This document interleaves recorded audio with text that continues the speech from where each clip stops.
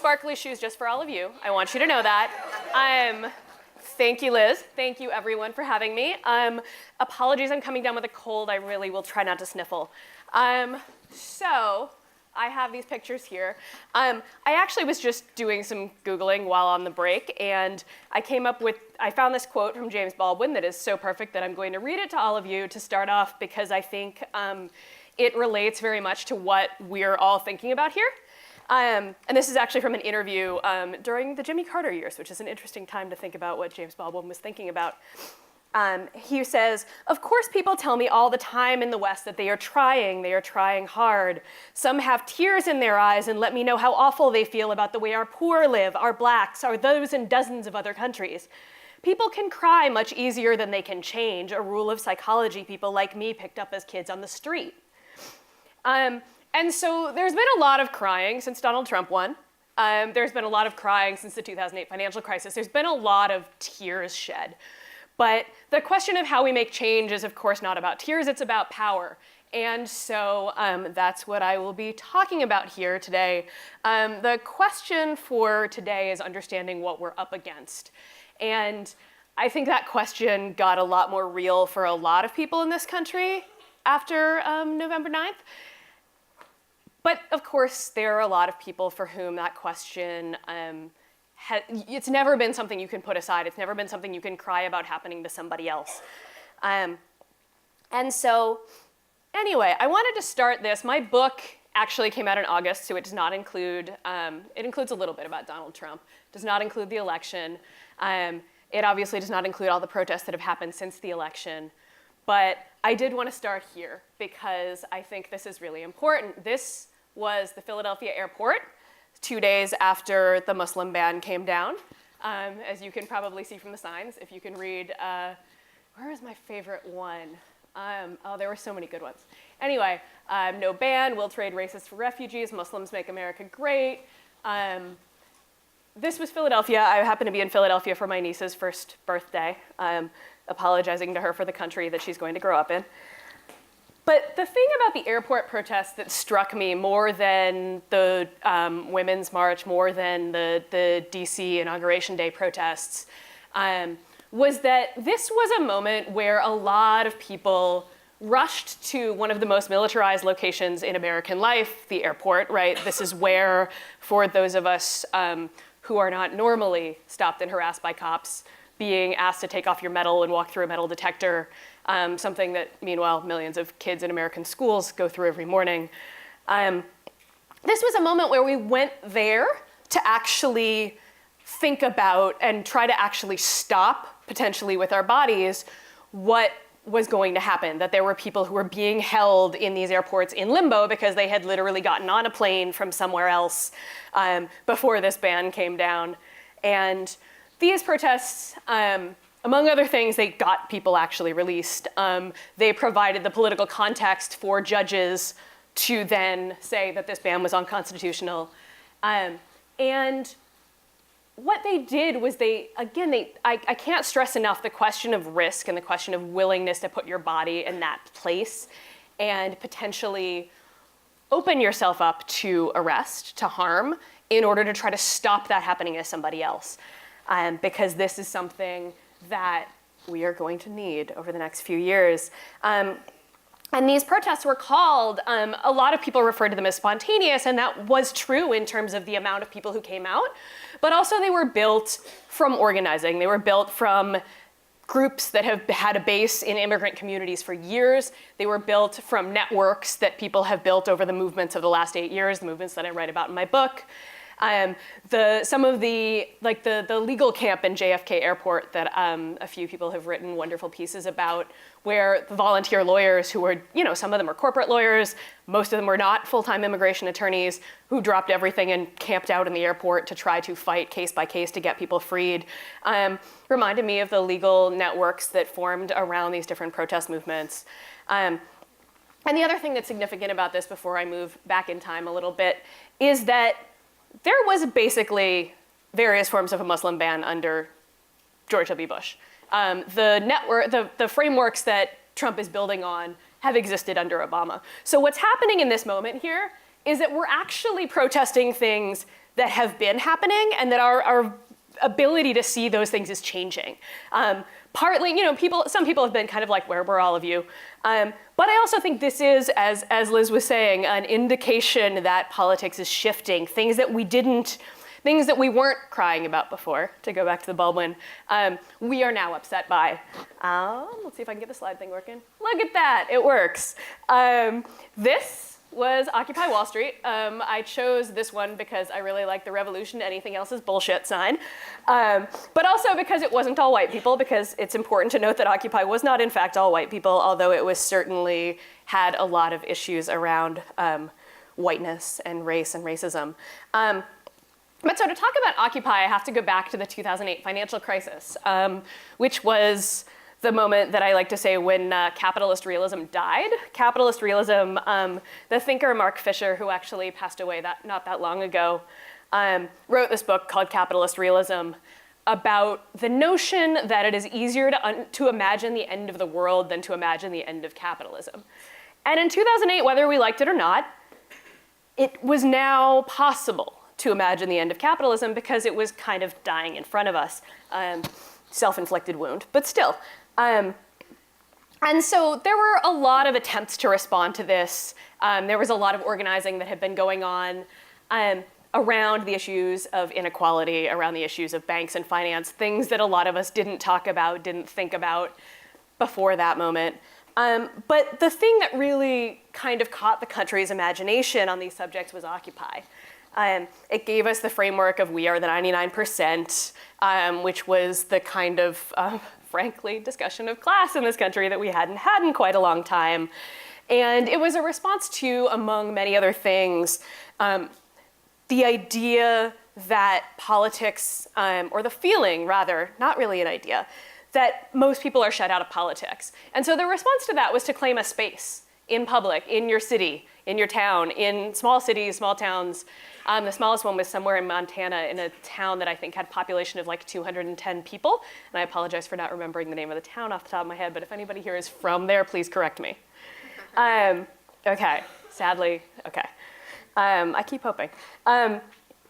So what happened after the financial crisis in not just the US, around the world, and I think this is important to understanding what we're up against, to understanding Trump, to understanding this rise of this nationalist, racist, right-wing populism that we're seeing everywhere, right? We're seeing in France with Marine Le Pen, is to understand that the center has collapsed in most of these places because the center didn't have an answer to this crisis. What happened in cities around this country, in states around this country, is that unlike the federal government, the states and cities can't run a budget deficit. And so the holes that were blown in their budgets by Wall Street, once again, had to be plugged somehow. And most of that was cuts to social services. This is something that they call austerity in the UK, in Europe, and increasingly here. And this was happening, again, on a bipartisan basis. And when politicians make cuts, they make ideological cuts, right? Budgets are moral documents. They are collections of choices. They are collections of decisions that get made about what your priorities are. And so around this time, we start talking about things like student debt, the fact that disinvestment in public universities has made our student debt problem astronomical. It's over $1 trillion in student debt. Actually, it went over $1 trillion in 2012, so I have no idea what the actual number is right now. And this was when we started to ask questions of power. And then the problem then is that holding space in a park does not necessarily change anything. So what are some ways that we can actually have power? This, anybody recognize this? Come on, y'all. This is the Chicago teachers' strike. This was 2012. This was, as my friend Micah Utrecht says, the strike against austerity. The Chicago Teachers Union was taken over by a reformist caucus that got together and started reading books originally, and they read Naomi Klein's The Shock Doctrine. And what that book tells you is that a moment of shock whether that be a quote unquote natural disaster or a disaster of the political economic system like we saw in 2008, is a place where politicians, once again, make decisions on and ram things through that perhaps they couldn't do otherwise. And so to understand what was going on in Chicago, the fact that schools were being defunded, that schools were being closed, teachers were being laid off, and teachers were being asked to bear the brunt of cuts to their salaries, their pensions, their security, is, yeah. So this was their framework, again, was that our working conditions are our students' learning conditions. And with that framework, they actually worked very well organizing in the community and getting parents. 67% of Chicago public school parents supported the strike, despite the fact that having your teachers go on strike for 8 days and your schools closed is a giant pain in the ass if you were a parent with kids in the public school. But if you organize around it and you understand, make people understand that your demands are actually going to help everybody, they will support your strike. This is useful later. And now, as we're hearing again against Trump, the idea of strikes being discussed, the idea of a women's strike next week, and the fact that one of the most concentrated workplaces for women in this country, public schools, also public hospitals and private hospitals. This was, again, the attack on teachers is an attack on women's work. It was also, in Chicago in particular, it's an attack on the learning conditions of Black and brown students. And so when we saw the teachers strike, when we saw them win, we got an idea of what it actually takes to win battles. And of course, we can talk about school closures and things like that forever, but I only have a few more minutes. This, anybody know what this is? This was Ferguson. Yeah. This is the best picture I could possibly have picked for what we're up against, right? This is literally what this looks like. Hands up, don't shoot. The I am a woman sign, I really was struck by that one because those signs actually were printed up for a strike by the fast food workers. At the time, it was mostly just fast food workers, the Fight for 15. And they had a strike on the anniversary of the Memphis sanitation workers strike, where the workers with Martin Luther King famously had signs that said, "I am a man." So Ferguson, in my book, I talk about how this is the movement that makes all other movements possible. Because we all saw, I think, the pictures of the mine-resistant vehicles rolling down a major city street. We saw the militarized police, we saw the tear gas, we saw that wonderful photo of the guy in the American flag shirt throwing the grenade back at the cops. This is what it looks like, and I should say that in the days since the election, several state governments have put forward various bills that would criminalize protest. One of them included asset forfeiture, so if you plan a protest, they can take your house. Yeah, and so when we think about this, we think about, and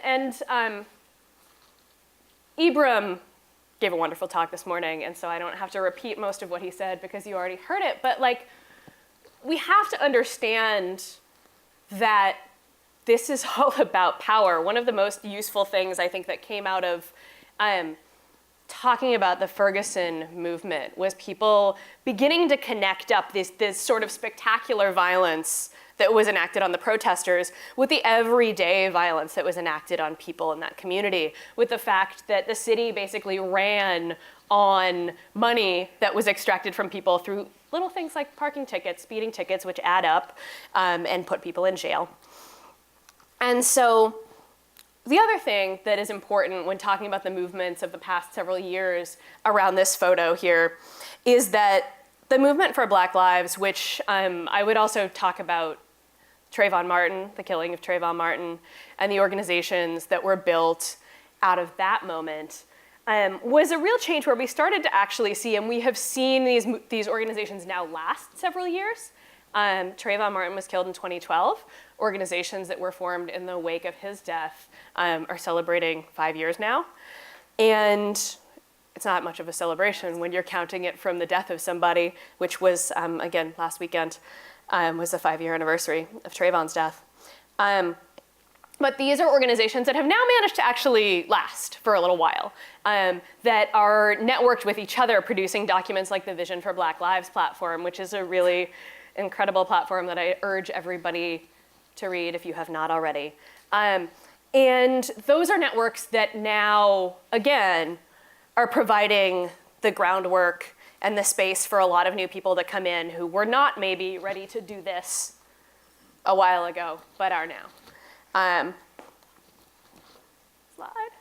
Oh, I keep pushing the wrong button here, guys. All right, this one. Everybody know what this is? This is Standing Rock, yeah. Which is also not in my book because this happened afterwards. And yeah, I went to Standing Rock right in late September after the Obama administration put the temporary hold on construction. And of course, you know, there was a lot of hemming and hawing from the Obama administration before they finally stopped it in time for, well, I mean, they basically said they were going to stop it after the election, so they already knew who was going to be president next.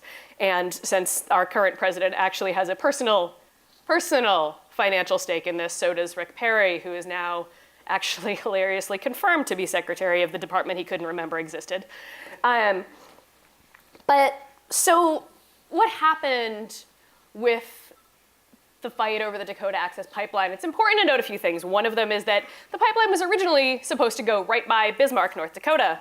And the people of Bismarck said, and so it got rerouted, and it got rerouted through land that belongs to the people of Standing Rock. And they said, and well, we see what has happened. And so the camp that sprang up, actually the camps that sprang up multiple on both sides of the Cannonball River were this incredible moment of coming together. And this real, like, when we think back to the Keystone XL fight, the role that Native people played in that is often really underplayed. And so I want to talk again about the networks. When I spoke with Faith Spotted Eagle, who many of you probably heard of the first time when she got one electoral vote for president, she was talking about the networks, once again, that had been built around the Keystone XL fight that then created space for this, and then the way that those added on. One of the young organizers I interviewed for my book referred to these movements as like a dandelion. You pick the dandelion and you blow it out, and it, you know, the seeds go everywhere, and then they sprout up new dandelions. And this is essentially how these movements have worked. So one starts, something grows, the Wisconsin union protests, and then that gets blown out. People who are involved in that are involved in other things. And so all of these networks have spread like that. And the other thing here, well, actually, there are several, but one of the things that's happened because of this is a lot of people went to the camps. A lot of other people have started campaigns where they live. So you probably heard of the city of Seattle divesting from Wells Fargo Bank over this. Here we are back at the banks again, always. And this, again, is the question of power. How do we actually make these things stop? One of the ways that you made these things stop, at least for a while, was tens of thousands of people showing up and being willing to put their bodies on the line. When I was there, the camp was not actually that militarized. It was a little bit of a quiet moment because they had just put a halt on the construction. But before that, there were, you know, surveillance drones buzzing overhead, and then a lot of you probably saw the videos of water hoses being turned on people and what that reminded everybody of. But the thing that was striking about being in the camp and the conversations that I had with people who are participating in the camp was that it was about water, and it was about the pipeline, and it was about the environment in general and what we have done to it as a society. But it was also about decolonization. Faith Spotted Eagle was like, make sure you use that word.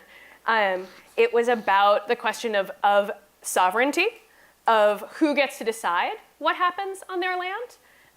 The land that, of course, we took away from people and then gave them little pieces of it to live on. And so when we think about all of these issues, they all loop back around, right? They're all still questions of power and who has it. And so if I'm going to wrap up here talking about what we are up against, before I do that, also there's a march on Washington associated with this Native People Rising March on Washington, March 10th. If anybody's, not busy between the women's strike and all the other work I'm sure you're doing, because there is a lot of it. But so when we talk about the fights that we're having now, what we're up against now, we're up against this right-wing, nationalist, populist, xenophobic administration that is going to try to divide and conquer along the lines of borders and nationality, immigration, who is an American, who isn't an American. It's really powerful to me to talk about this standing in front of this picture and remind us, like, hey guys, who says that that's okay? Actually, I wish I had a good picture of the sign that was at the Philly airport. It was Native people welcome Muslim immigrants. So who gets to decide what the borders are is an important question. But the thing that I want to say from all of these movements and from the movements of the future is that we have to, those of us who did not have to feel this, those of us who were not in that picture facing down the cops, those of us who are not going to have this coming through our water, although something like 28 million people get their water from the Missouri. So that was actually a lot of us. We have to be willing to think about risk, and we have to be willing to take those risks. Power, the old oft-quoted thing from Frederick Douglass, who's doing a lot of great work these days, power concedes nothing without a demand. This is really true, right? We're not going to just have a lot of feelings and then Trump goes away. We're going to actually have to make those demands. They're gonna have to be big demands. We're gonna have to remember that a lot of these problems did not start on January 9th, that actually they've been our problem for a while. And so when I'm asking people to understand where these things come from, the real question is understand the systems that we live under and understand what it's gonna take to make those move. Thank you.